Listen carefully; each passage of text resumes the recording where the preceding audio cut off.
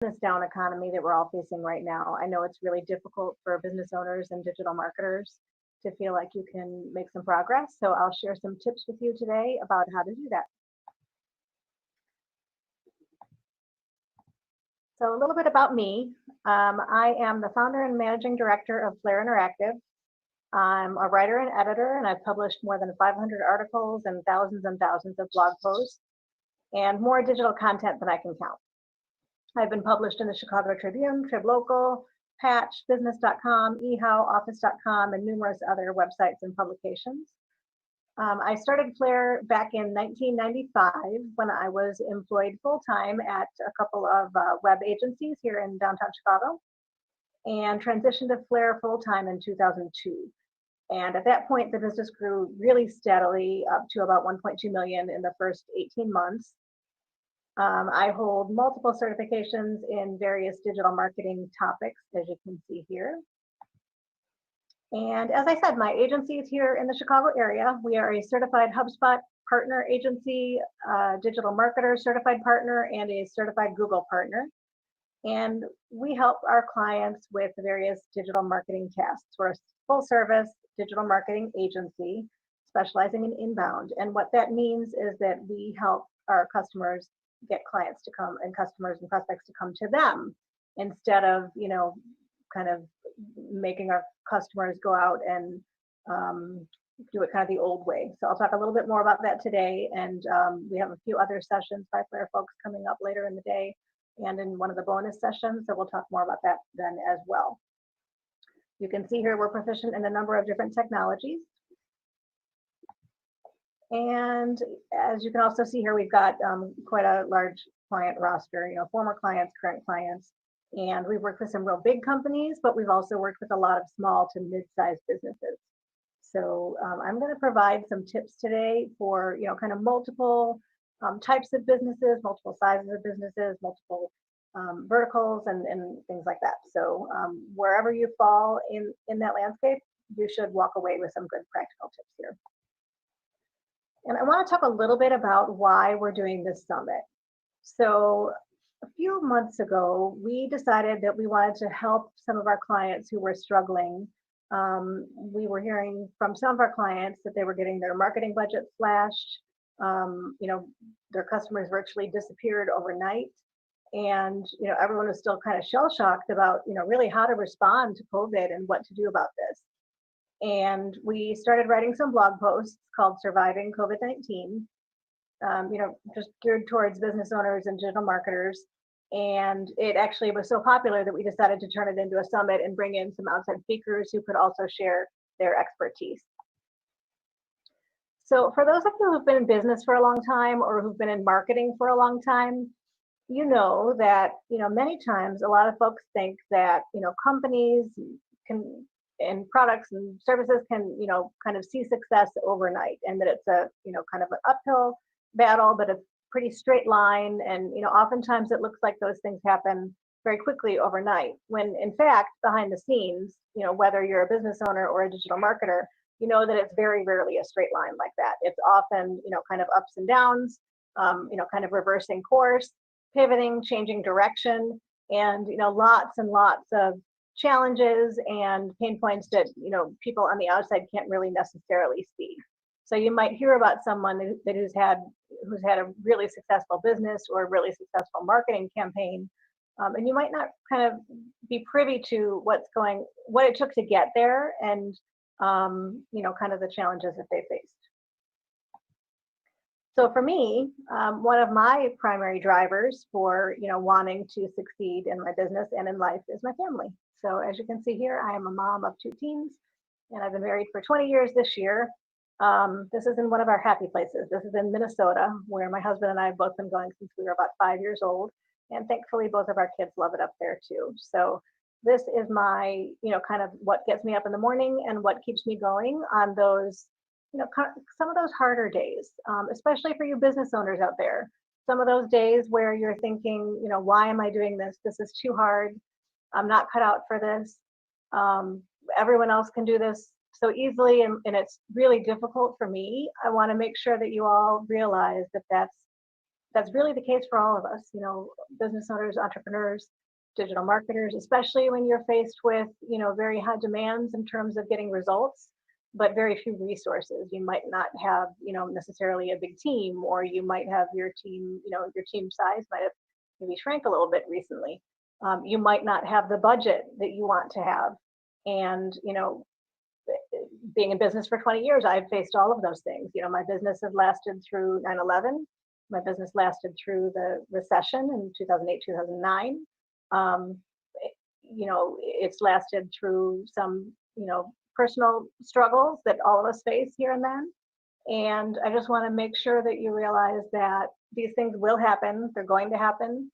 Um, we're all going to get through them. And I think one of the most important things that's kept me going over the years during those times is focus.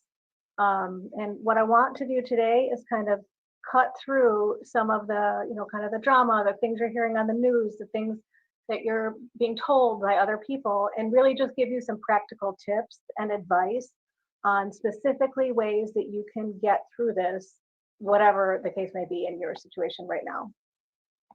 So as you know, our industry is kind of a mess right now. It's everyone who had digital marketing plans or traditional marketing plans at the beginning of this year kind of got those thrown out of the water, just completely ground to a halt, or, just turned upside down. So, like I said a minute ago, this is not the time to put your head in the sand. There's a great quote here by the CEO of Cengage, and he talks about that, this is not the time where you want to be paralyzed. This is not the time where you want to be stagnant. This is not the time where you want to say, I'm going to wait and see how things go. I'm going to wait and see when my industry turns around, or when my, customers start calling me again. This is actually the time when you need to adapt. You need to change your plan, and very, very quickly.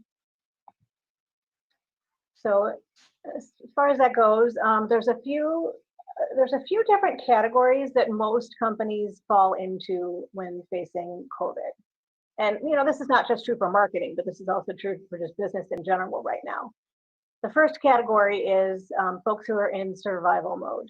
And by the way, this can also apply to employees. So if you're an employee of a company, you might be in kind of one of these three modes right now too yourself, personally and professionally in your career. So whether you're thinking about your business or yourself, you're probably falling into a category of either being in survival mode, just kind of trying to make it through every day, keep the lights on, maybe keep your job. You might be in maintenance mode, where you're kind of doing okay. Maybe you got hit a little bit, but no big losses. Your revenue's fairly steady considering everything going on, but you're not really seeing a lot of growth or, huge successes. And finally, there are some folks who are actually in growth mode right now, both for businesses and, personally. Some companies are actually doing better than they were before COVID. Generally, this might happen to specific industries. So, for example, medical businesses are doing a little bit better right now. There are a couple of industries that are doing well. Any company that's making PPEs or anything like that generally is doing maybe better than they were before. So as far as digital marketing or traditional marketing budgets go, we are seeing that those cutbacks or freezes are obviously worse in some industries than other, restaurants, airlines, travel, but also are affecting specific tactics more than other. And by tactics, I mean the things that we as marketers do, which could be things like trade shows. It could be things like paid search, SEO, creating premium content. There's all different tactics that we can use as digital marketers. And we are seeing some trends across the board with our clients in terms of some being hit harder than others. So for example, we see that a lot of our clients who used to do a lot of live events in person, either workshops, or maybe they go to trade shows, or actually sponsor trade shows. Obviously, those have been frozen or eliminated for the most part. Some of those folks, we're actually seeing several clients, several of our bigger clients and smaller clients who have really embraced online events um, in lieu of that. And, I mean, we're even doing that with this summit. We occasionally do workshops in person, and we do speak at trade shows and conferences. So this is a really good example of something that you could do to kind of replace some of those tactics that you were doing before. One last point here is that, as we all know, this has been, talked about quite a bit. COVID is really not only changing the way that we live and the way that we do business, but it's also changing the way that we market and sell and interact with others. And it will likely continue to do that, probably permanently in some case. Just little things like working from home and the way that we manage people and the way that we interact with colleagues and the way that we interact with customers. The types of changes we've seen here in such an incredibly rapid time period will be long lasting, and we expect that it will disrupt virtually every industry out there, and in some cases in a good way. There are some things that are happening now where companies are kind of taking a step back and saying, well, wait a minute, this isn't that bad. This is something that we kind of feared, and it's actually working out pretty well, and we might even be able to save some money if we keep doing some of these things.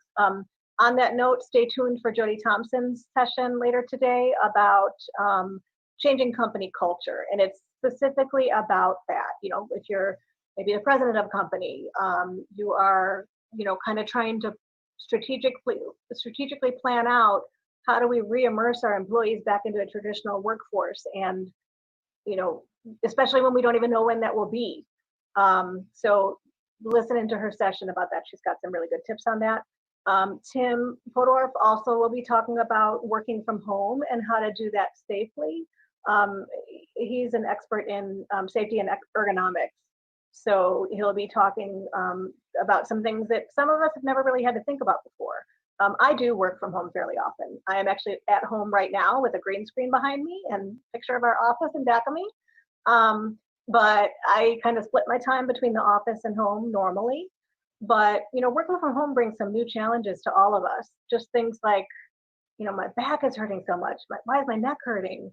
How am I going to balance working from home with, family responsibilities? Thankfully my kids are older. It doesn't affect me quite as much.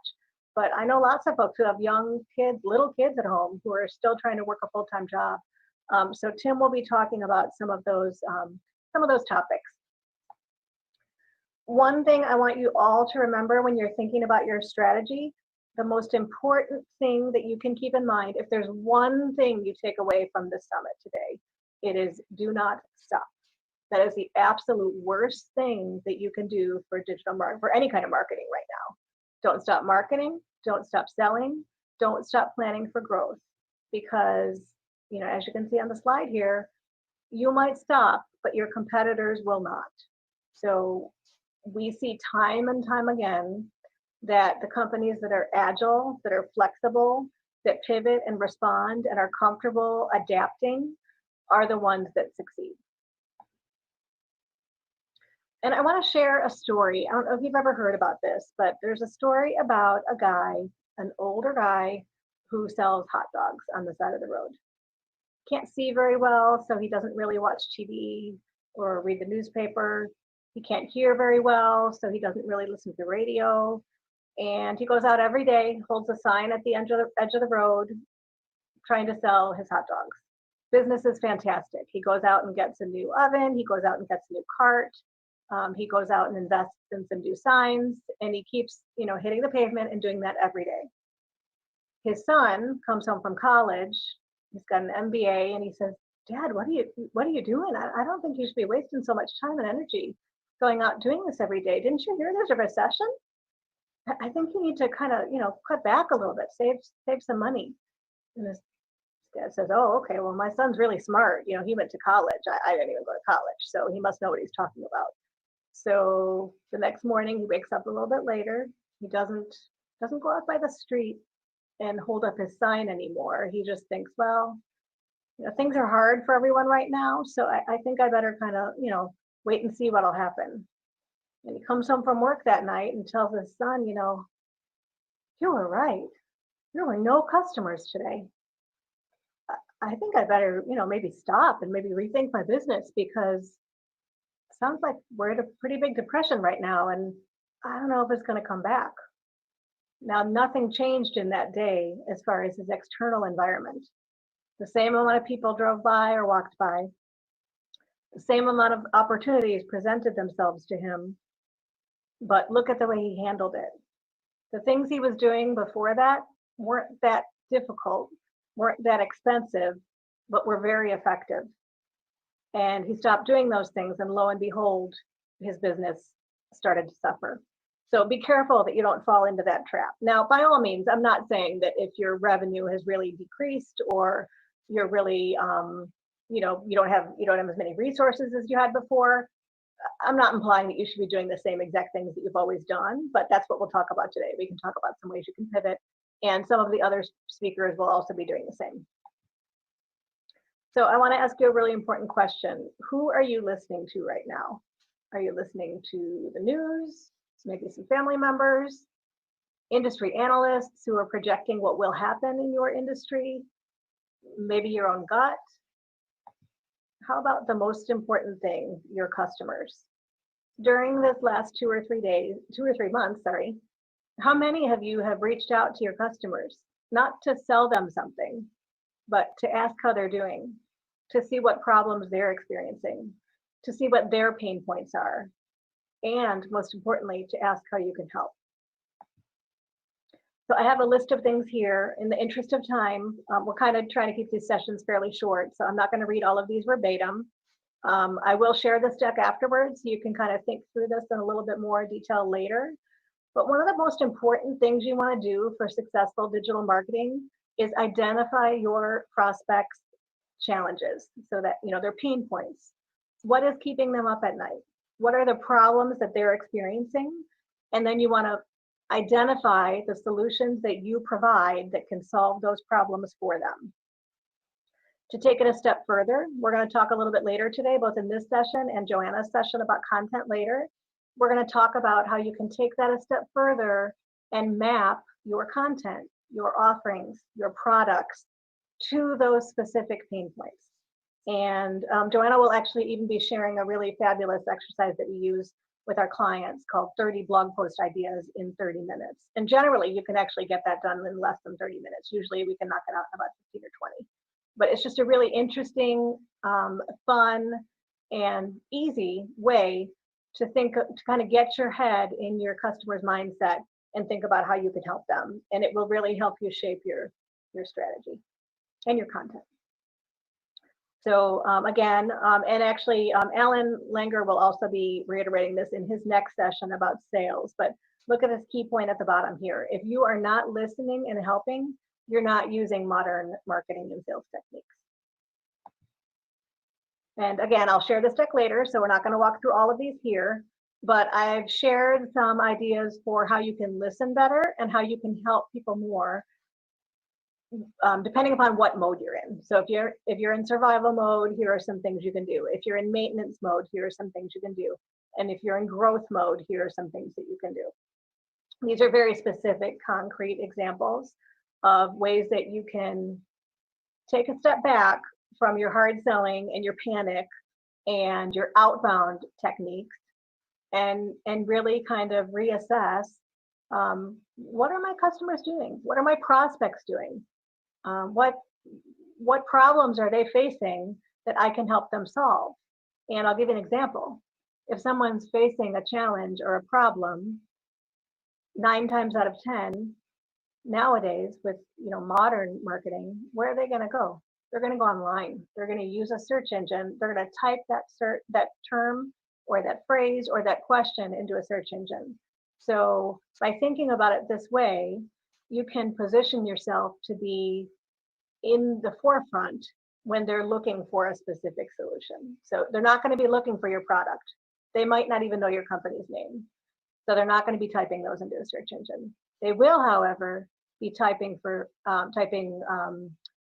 maybe the issue that they're having, the solution that they're seeking. And what you want to do is tie your marketing to that. and then it'll help the leads and the traffic and the leads and the conversions come to you instead of the other way around. So this next part, it might be a little bit of a recap for some of you, especially those of you who've been in digital marketing for a while, but I do think it's really important to kind of set as a baseline for other folks. So several years ago, it used to be that everyone kind of looked at marketing and sales in this, if you look at this pyramid or upside down funnel, here on the left, you'll see that, the thought was you pull traffic and leads into this funnel through marketing. After marketing captures their attention and then, ideally captures their information, their name, their email address, their phone number, those leads are then qualified, and the qualified ones are the ones that sales focuses on. So sales will, qualify the leads, they'll kind of talk to those leads, learn a little bit more about them, and then work on closing those deals. And once those deals are closed, the thought was that, what comes out the bottom of the funnel are customers. And, that still is one way of looking at it. A more modern way of looking at it is by using what's called the flywheel. And this is a HubSpot term. Both of these, I got both of these graphics from HubSpot. We are a HubSpot partner. So the better way to look at it now is that you want your customers to really be the hub of everything that you do. They should be kind of the cog of the wheel, the center of your universe. So your marketing, your sales, your service, all of that should revolve around your customers, because happy customers, prospects who feel like you're speaking directly to them and can help you solve their problem, they should be the center of everything that you do. Another thing to keep in mind about modern marketing is that it must be integrated. So it's not just about using a single tactic. Get it out of your mind that you should blog and that will solve all of your issues. It's not really the best way to look at it, because what you want to do, you could certainly use the blog as the foundation of your marketing program. That's in fact what I recommend to people. Your blog should be your foundation. That's where you can share helpful tips, downloadable, premium content offers, tip sheets, handouts. You can post about case studies, about webinars, about all of those things that you should be doing. But once it's on your blog, you can then use that as kind of the foundation and share that blog post in multiple other areas. So on social media, in online forums, lots of other places.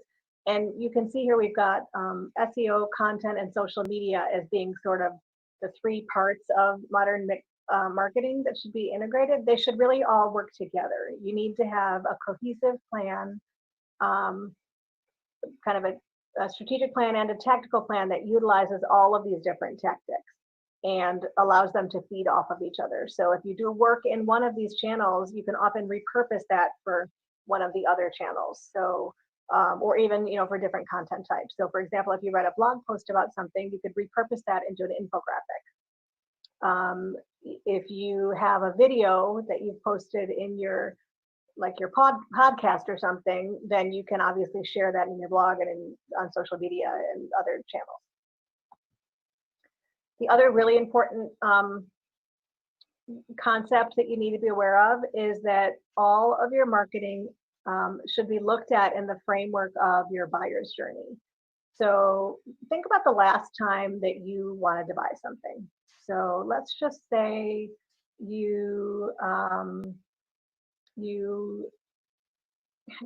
have a sore throat and you're like, I don't know what to do about this. My throat's not feeling quite right. So you would be at that point in the awareness stage. You don't know what it is. You don't know what you want to do about it. And you're going to go online and do some research. So you read an article you look on Google for, what causes a sore throat. You find a couple of potential explanations and you figure out, maybe go to the doctor, talk to the doctor, and you figure out that you actually have strep throat. So you can get medicine for that from the doctor, but you also might be looking for some other products for it. So when you're in the consideration stage, you might want to look for specific cough drops or specific, or maybe even a provider. You might even be looking for a doctor who can help you figure this out. So at that point, you know kind of what it is, but you don't know what you want to do about it. And you'd go online to research the different options that, ways that you can solve that. And then once you're in the decision stage, you could be either, selecting a provider that's going to provide a prescription for you, or maybe just, buying some certain kind of cough drops or something like that. So think about everything that you do in terms of content and marketing campaigns, and even your business strategy in terms of, who are you addressing with whatever it is that you're doing at that point in time. Are you, trying to look for more traffic to your site maybe? Then you'd really be focused in the awareness stage. You'd want to be doing things like blogging and SEO. You'd want to be, maybe using social and doing some other things that would drive traffic to your site and help them understand that you exist.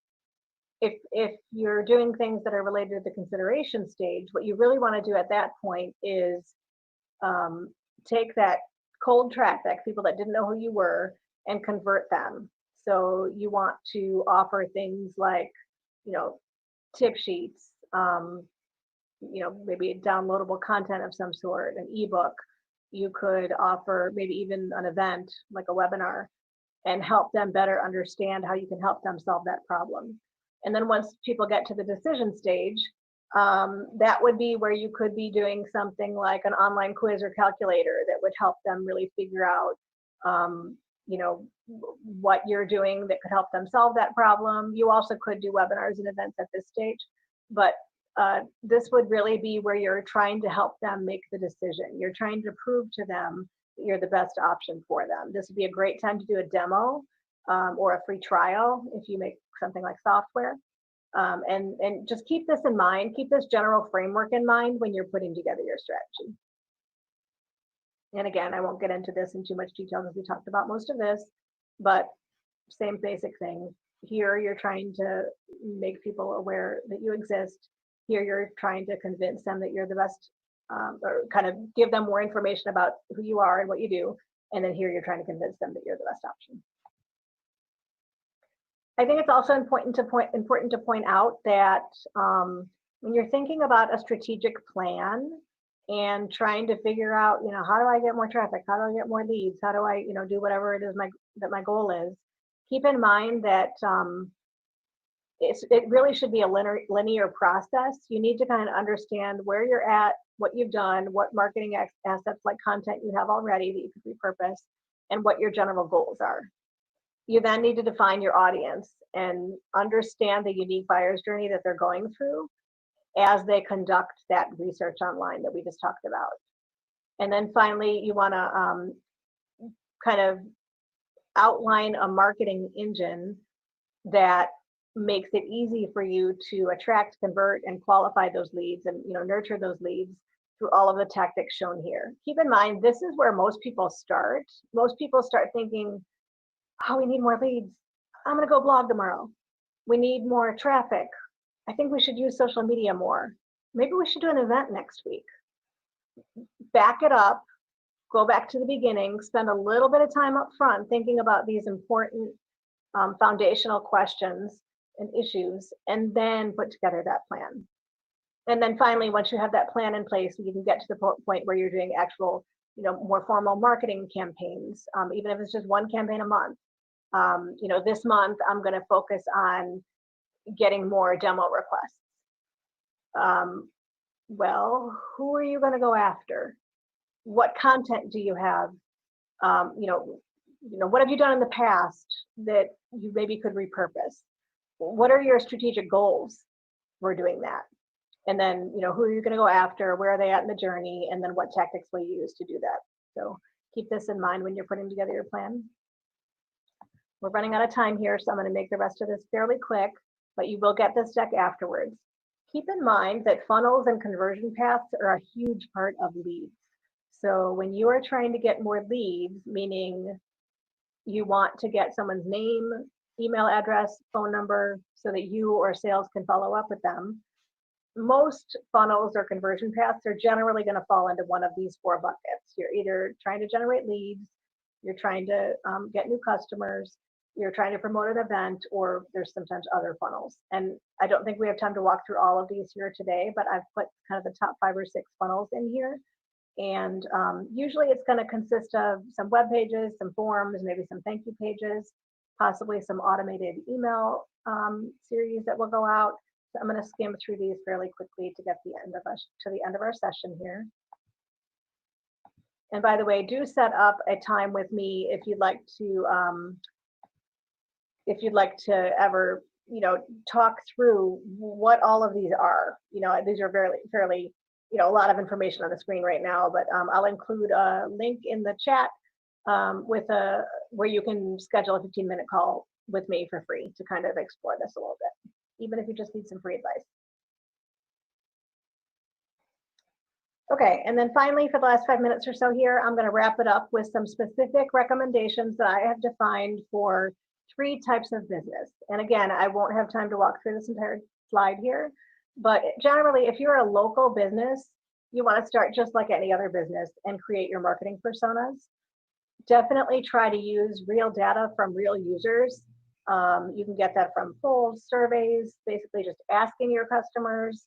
You can even do online usability testing, which is actually not as hard as it sounds, nor is it as expensive as it used to be. But you really want to define your best customer.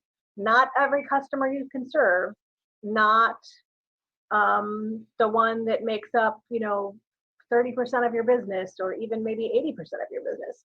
We want to define your best customer. Usually that means the one that's the most lucrative, the one that will make you the most money. Sometimes it's the one that will make you the most money with the least amount of work. You really want to think hard about this. This doesn't mean that you can't market to other customers. It just means that you're going to focus on this particular group of people who represent your best customer, your dream customer. Local businesses can also focus on giving back to the community, as well as a number of other tactics that I've got shown here. Try to design at least one funnel or conversion path, and I've given you some examples here. Maybe it's a concerted effort to get people to join your mailing list. Maybe it's trying to promote some monthly specials or coupons. Maybe it's putting together some contests. Focus on one at a time. One per month is usually doable. If you're really stretched for time or busy, you could always do one per quarter until you get the hang of this, but you need to focus. Don't just think it's all going to come together later and you can just try different things. You need to have a concerted effort for your marketing campaign to have one specific conversion path in place. It can be maybe a landing page with a form and a thank you page and a thank you email. That's the most simple kind of conversion path, but there are quite a few others, as I've just shown on those other screens.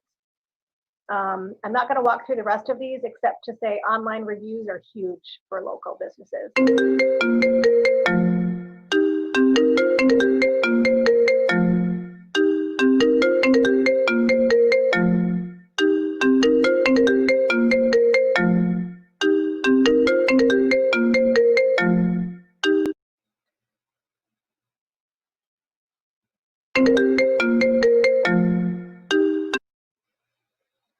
Okay, so got pause for a second there.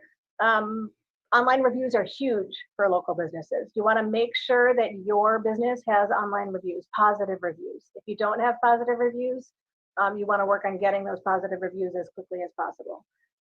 People are going to look at your company and they're going to look at your competitor and they're going to go with the one that has more reviews, usually the one that has more positive reviews. But somebody else has 96 reviews and some of them are negative and you have 0 reviews, they will go with that other company. SEO, especially getting listed on Google with Google My Business, and some of the other SEO tactics shown here are also very important. And direct mail can be a good tactic for local.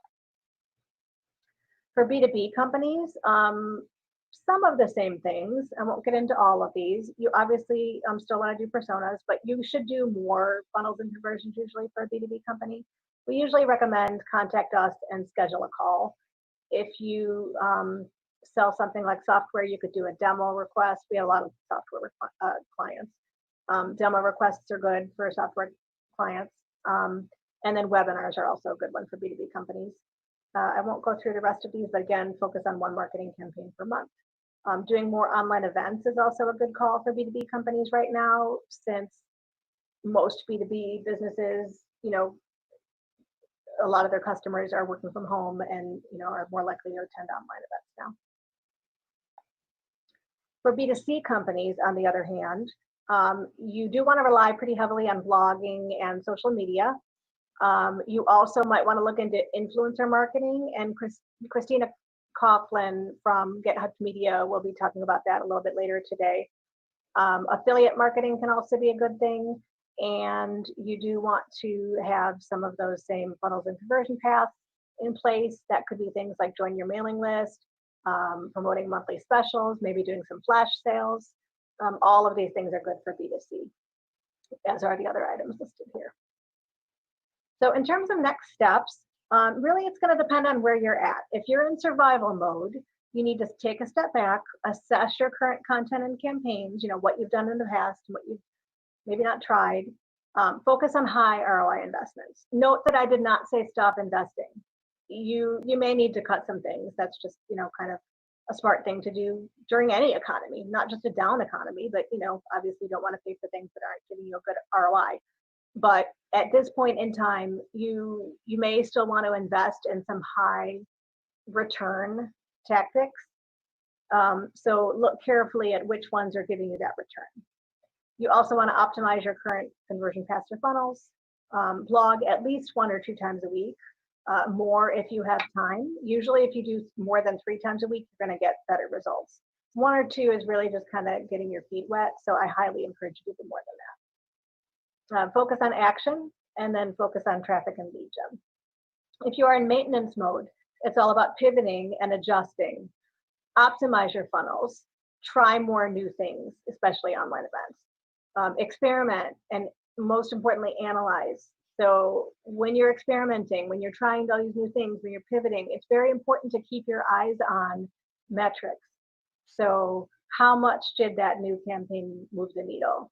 If you tried paid ads, a short test for 3 to 5 days, which is what we always recommend in the beginning, you want to look at those numbers. Did it result in any traffic, any leads, any conversions? You want to have a crystal clear picture of what's working and what's not, so you can double down on what is working. And then you also may want to focus on conversion funnels. If you are in growth mode, first of all, kudos to you. There are a lot of folks who are not in that mode right now.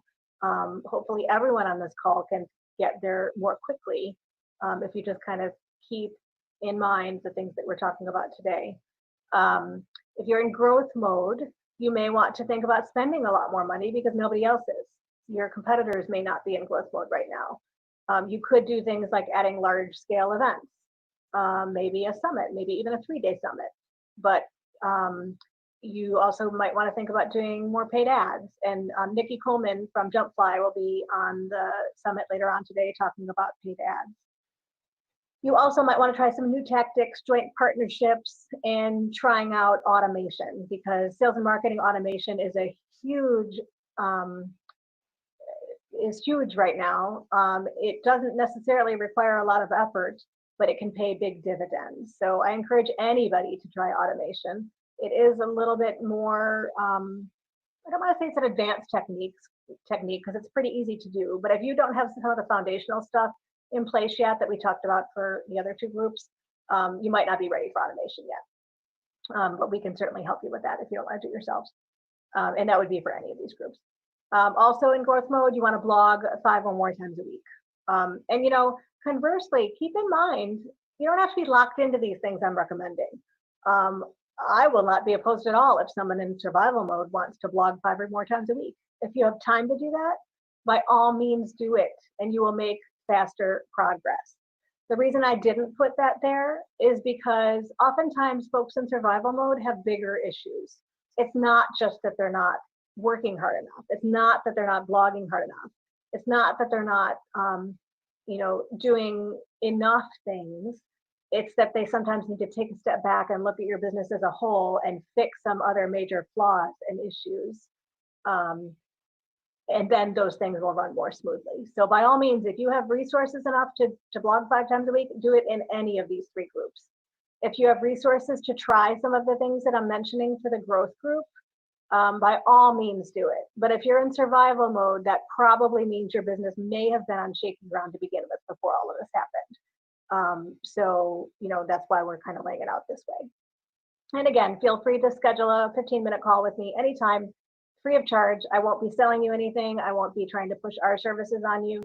I truly do want to help people, and that's the reason we're doing this summit. Okay, so we're going to move over to QA now. You can jump on Facebook Live to monitor the chat questions that are coming in. Otherwise, you'll see the video here no matter where you're watching this.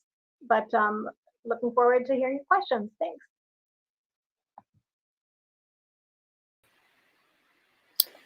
All right, hopefully that was helpful to everybody. We have some questions trickling in from multiple platforms here, so I'm going to answer the ones that I'm seeing. And we may not have enough time to get through all of the questions today because we do have another session coming up in about 20 minutes, and I want to give people some time to take a quick break. So one of the questions that I'm seeing come through is, where can I learn more about how to optimize my landing pages? And that's a fantastic question. We do have some free resources available to people who have registered for this summit. I think we have an ebook in there about optimizing landing pages, and we also have one about CTAs. We also have some of those same things on our website, not the same exact things, but some related things on our website and in our blog, which you can access at www.flairinteractive.com. And finally, feel free to reach out to me anytime. You can schedule a 15-minute call, and I can try to kind of, answer any questions that you have, or, clear up any confusion on your end. I won't try to sell you anything. I won't be, pushing our services necessarily. We really just want to help. So let's see, another question that we have here is, does Flair help people to find a better marketing strategy? And of course, yes, we do that as well. So feel free to reach out about that. Which industries do we work with? So we have a heavy focus on software and technology companies, but we work with almost any industry. So we've got some restaurant and food clients. We've got some folks in health and wellness. We've worked with consumer products and, a variety of other industries. So no matter what industry you're in, we can probably help you. Okay, and this is a really good question. We have a question about, what metrics do I use to monitor whether my tactics are successful? And, it really depends on your goals. If you're trying to grow your traffic, you would want to look at traffic metrics, things like page views, number of sessions, number of users. You'd also want to pay close attention to the top pages on your site or your blog. So which pages are getting the most traffic? And that will help you kind of plan your other content and figure out what else you're going to be covering. If you're interested in engagement, and let's say you're trying to increase conversions and get more leads, you'd want to look at engagement. So that would be things like average time on site, session duration, number of pages that somebody viewed. All of those things are important to kind of keep track of whether what you're putting out there is resonating with people. And finally, if you're interested in conversions, you would want to have very specific goals set up usually in Google Analytics. You can do it in a few other places too, but you'd want to be tracking carefully all of your goals. So things like how many people filled out our contact us form, how many people requested a demo, how many people downloaded that case study that we put out last month, or how many people downloaded that case study that we put out 2 years ago and that we're still promoting. So, depending on what your goals are, there'd be very specific metrics that you could be watching. And let us know if you need our help with that. Let's see if we've got any other questions here.